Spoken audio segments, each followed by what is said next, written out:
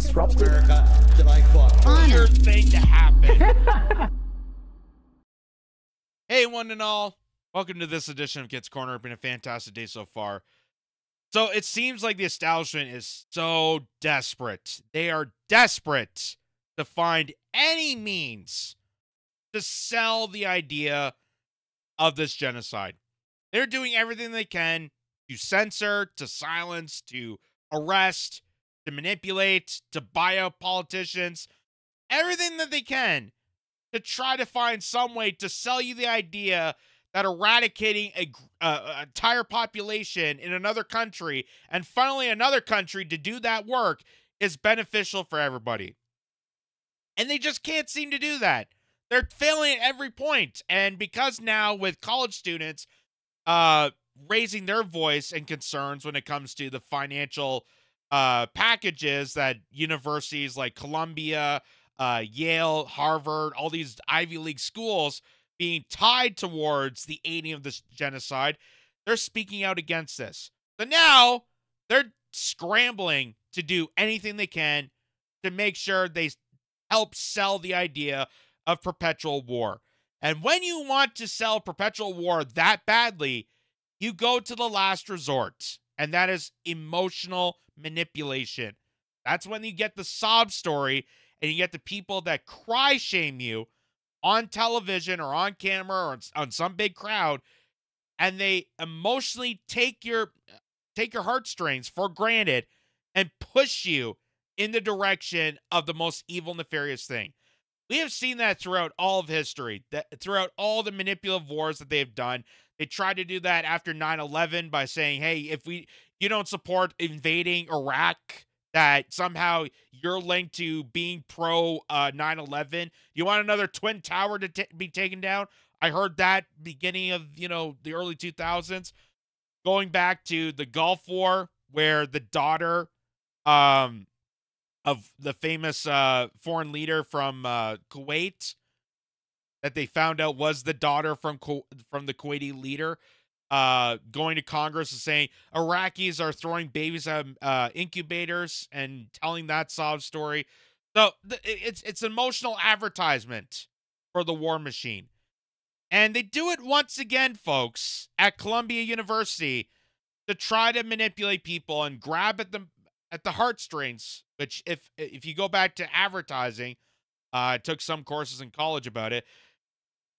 That's one of the biggest things. That's one of the biggest ways you can sell product and sell the ideas if you grab people emotionally. So it's definitely working for some people by manipulating them emotionally. So look at this.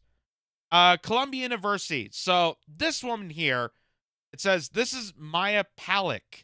She is an Israeli, and she just got elected as student government president at the school for the 2024-2025 academic year. She says, so this lady is going to say, my name is Maya Palak. I'm an Israeli rising senior and was recently elected as student body president at Columbia University. As Columbia hits a peak of anti-Semitism and anti-Zionism, I am honored to have been elected as next year's student body president more than ever before. It is critical that our voices are heard and our safety is protected. You probably already have some idea of where this is going to go, but here's the sob story that this woman was just elected the head of student council is going to sell to the crowd there on why we should be advancing genocide, why your tax dollars be siphoned out of this nation to go fund another nation's war and attack on innocent civilians. In order to demonize us, as people have done all throughout history. Our classmates and professors choose to manipulate history in order to demonize us, as people have done all throughout history. They choose to rewrite our identity in order to justify terrorist regimes. They choose to join the long list of people who advocated for the destruction of the Jewish people. They choose to celebrate the brutal massacres against the Jewish people.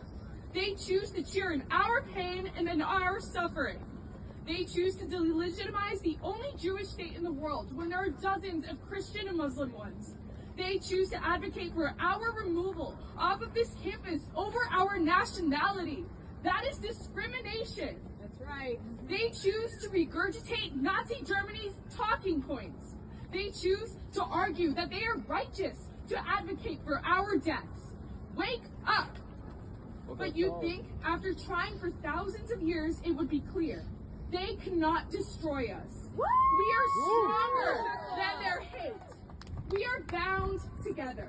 And even though they want so desperately to silence us, we will never be silent.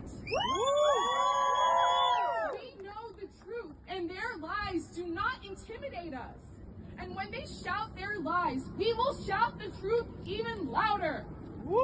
I am proud to be Israeli. I am proud to be from the only democracy in the Middle East. I am proud to be from a country that champions equal rights. I am proud to be from a country made up of people committed to doing better. I am proud to be from a country that is always the first to volunteer when there is a disaster on the other side of the globe. I am proud to have served my... Okay, so with that statement alone, why aren't you over there now? If you're saying your homeland, the only Jewish nation out there, and you're so determined for the safety and the secrecy of the only democracy in the Middle East, apparently, and that's because every other democracy we destroyed and demised. That's why there's no democracies in the Middle East, because of us. We are destroying democracy. But if you're going off your statement there, why aren't you over there fighting? They're desperate for soldiers. Why aren't you volunteering? You're an Israeli. You go over there. You can get, acquitted up. You get signed up and enlisted into their army immediately. If this is such a concern for you, if this is such a concern for your people, and you want to do the best you can, have at it. It's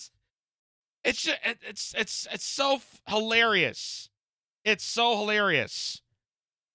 And people take this without question, without a second glance, and they immediately get sold to this. Because again, it's pulling the emotional heartstrings. Well, they're destroying us. They're rewriting our history. How exactly are they doing that? How exactly are professors at Ivy League schools rewriting the history against Jewish people? And by the way, the fact that you're not even mentioning how Zionism is rewriting the history of the Jewish faith, that, I think, is more of a threat to Jewish safety than any member of a college campus that's protesting for a ceasefire. If we're really concerned about the safety and stability of the Jewish religion, why aren't you not looking at the obvious threat that's taking and demising and segregating the Jewish faith, which is Zionism? My country. They will twist the truth. They have twisted the truth, but we won't be silenced in the face of their lies. You mean how you've always twisted the truth? Like how every single pro-Apex sponsored lobby firm has twisted the truth again to sell the idea of war? Because this is, again, just like Ukraine, just like Afghanistan, just like Syria, just like Libya, just like Iraq, just like Iran, like any Latin American country that we invaded, they're all goddamn manufactured. They're all purposely manufactured, done by the intelligence services so that we enter into these countries, cause havoc, fund terrorist groups to terrorize the citizens, and then destroy that nation for our own benefit. We don't defend anything. We don't even defend our own borders. We don't defend anything. So this is, again, another insider posing as the victim and cry-shaming, almost cry-bullying people into her agenda. And just think about, as you're watching this, imagine, if you will, a scenario where this woman was a blue-haired, transgender, non-binary, part of the LGBTQ alphabet soup clan, and using that exact same language, the exact same tone. You're rewriting history. You're making me the victim. You know how many people would be rallying against it? Do you know how many people, even Ben Shapiro would laugh at that and say, hey, you're not allowed to have safe spaces. He once said that. But if it's for the Mossad regime, if it's for Benjamin Netanyahu and his war crimes, advancing genocide, then they do a complete 180. Ben Shapiro would then say, hey, we need safe spaces. We need to protect these people. We need to pedestal them for advanced security and have them higher up than anybody else. Like, I was always taught that the point of tolerance and acceptance was that you were considered just like everybody else. That we didn't disseminate, we didn't hire you, we didn't identify you based off of a specific part of you. You know, MLK once said that we should not be judging people by their skin color, but judging by their character. And that's exactly should be applied to every scenario. Even when it comes to religion. I'm not going to pick you out as a Jewish person. I'm going to judge you based on your character. And based off this woman's character, she is a whiny brat. And I'm sure a whiny brat for the establishment, which is why she's able to rally a bunch of people on a college campus and the police aren't around. Isn't that something? Is that something? Hey, a college woman is speaking out. Where's the police? Where's the action? Where's the chaos? Oh, it's only for when you hold a poster paper against war. So, we did a bit of sleuthing to find out who exactly this Maya Palak is. And went to, this is her LinkedIn page that got pulled up here. It says Maya Palak, student at Columbia University, New York, New York. And here's what we found about this. This is fascinating. This is absolutely fascinating. So, who this woman is, and if we look deep into exactly the kind of person and who she represents, it kind of explains the whole notion why she was, you know, in such rage about the fact that her peers at this campus are silencing her out, are making her feel unsafe, while she is the student body president elected and says that she feels oppressed. So here's where this gets interesting. So under experience, so she's recently a student at Columbia University for a year and a month. Student body president, vice president for campus life. She also was a staff writer for Columbia Political Review. She was a head of Columbia chapter for women entrepreneurship. She was a copy editor for Columbia Daily Spectre. She was a volunteer assistant for the Tokyo Organizing Committee of the Olympic and Paralympic Games. But here, this is where it gets really interesting. Because prior to her coming to America, did you know that she was the head content writer for the IDF spokesperson unit? Head content writer for the Israeli army. I'm very, very conflicted on what exactly that involves. What exactly in a job position are you content writing for an army? So it goes on to say head content writer for the IDF social media pages in English, French, Spanish, and Russian, which have a total following of more than 5 million. Manager of the IDF Twitter in English, French, Spanish, and Russian. Part of the operational team on a call 24/7, writing and publishing IDF news in real time through the IDF social media platforms. Manager of the IDF website in English, French, and Spanish. So what it sounds like is that she's a chief propagandist influencer for the IDF that now surprisingly came to America, became a student at Columbia University, and managed to get a moment of speaking, rallying people, saying that she's oppressed.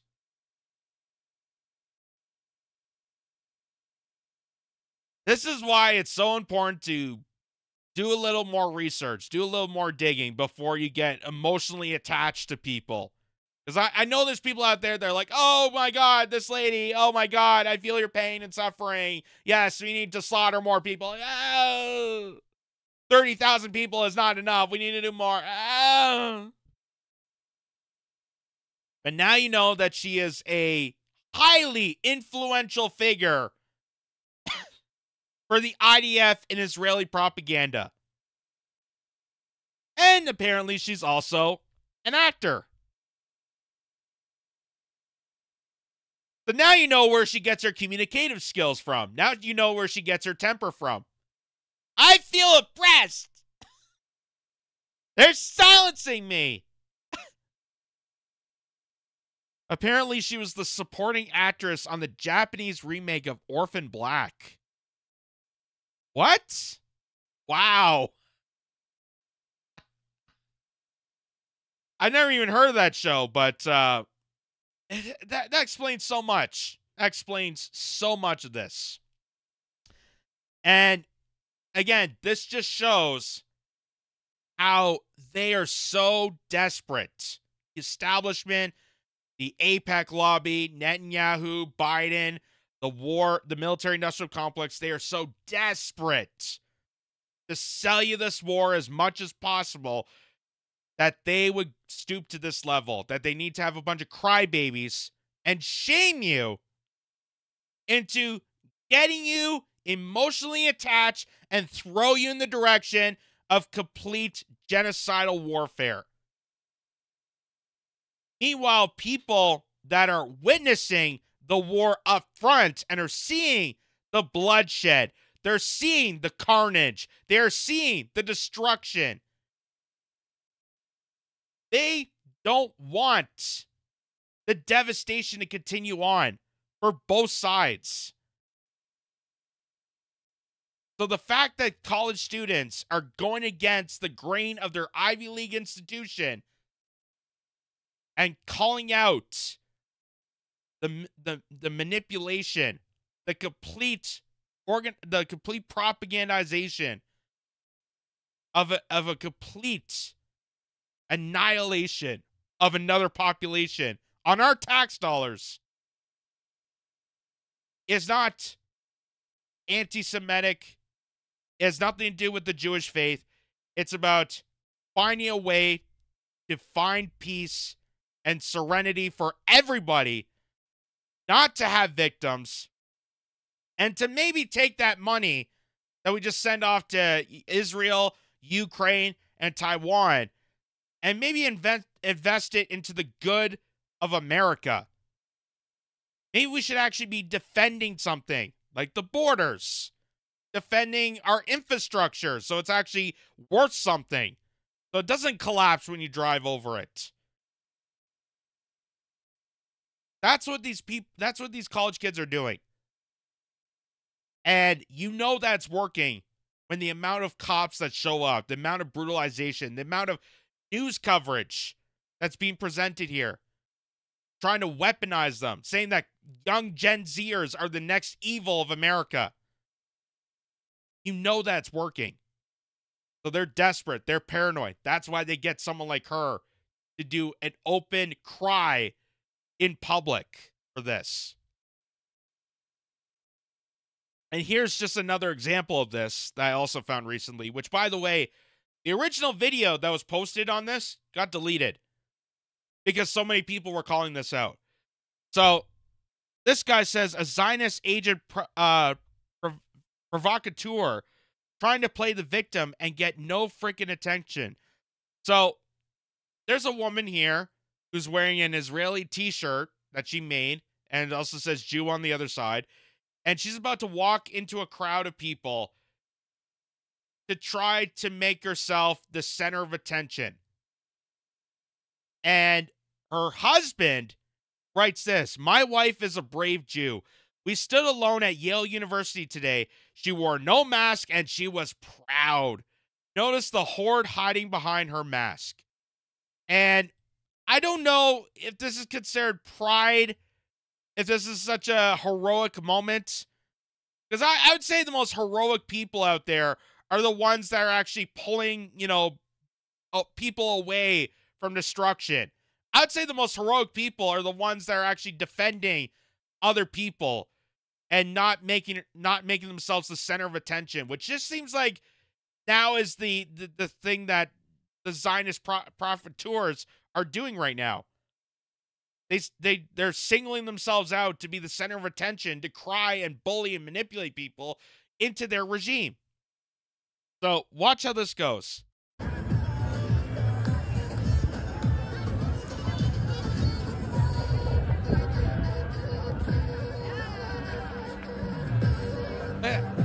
No one cares. No one.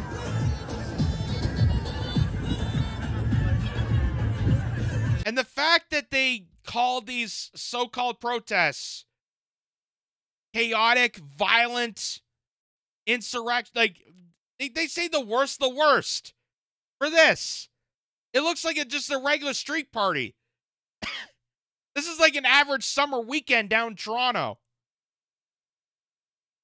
And they're saying how violent and chaotic and how people are scared for their lives. Oh my God, there's people outside and they're talking to each other and they're organized.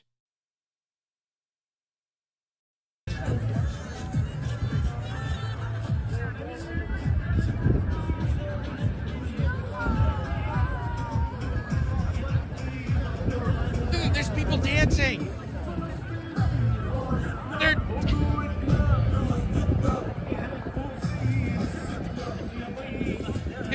Could you see a less violent crowd? Oh my God.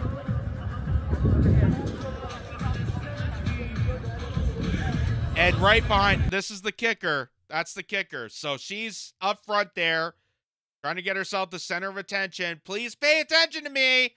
Pay attention to me. I'm a brave Jewish lady. I miss Bette Midler for this. And right behind is Jews for a Free Palestine. That's the kicker of this whole thing.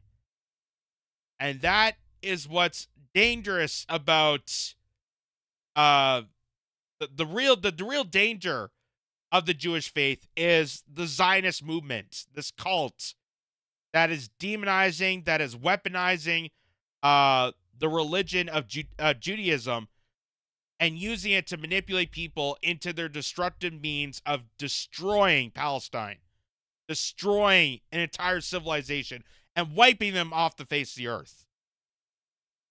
That, I feel, is more dangerous to the Jewish faith than people outside on an ordinary day just dancing.